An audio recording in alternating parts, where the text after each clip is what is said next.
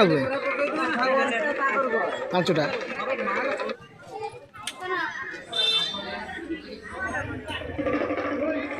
Hello guys जय जगन्नाथ आपण मानक आ गोटे ब्लॉग को स्वागत। आशा करुँचे ब्लॉग आपण मानक निश्चय भल लगे। सांग मैंने आम आसलु एठी गोटे साहाड़ाशुणी मंदिर। ये मंदिर रे आमर छुआंकर पानी पकेबार थिला। ये मंदिर बहुत प्रसिद्ध। एटा हूँ तीड़ी ब्लॉक रो ये आमर साहाड़ाशुणी मंदिर।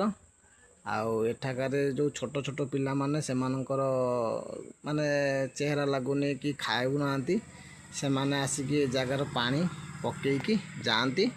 आ जगह बहुत सुंदर लगे। बहुत लोक आसती एठी मेलाटी आमर एठी गुरुवार दिन लगे। एठी आसिक समस्ते एठी दीप देकी ठाकुर कतर भोग करिकी आउ माँ कतर एठी पानी पकईकी जाती।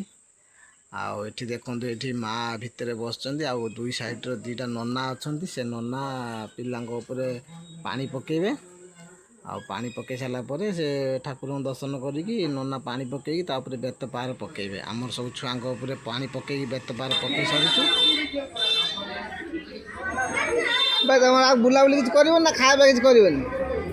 हैं कोन खाया खाना चल ना ठीक है बस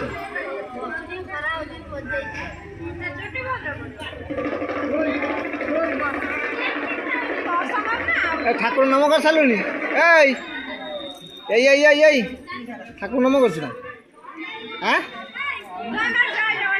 आना आना मगती गाई जय जगन्नाथ आस आस मगती आस आ बुलिक आसिया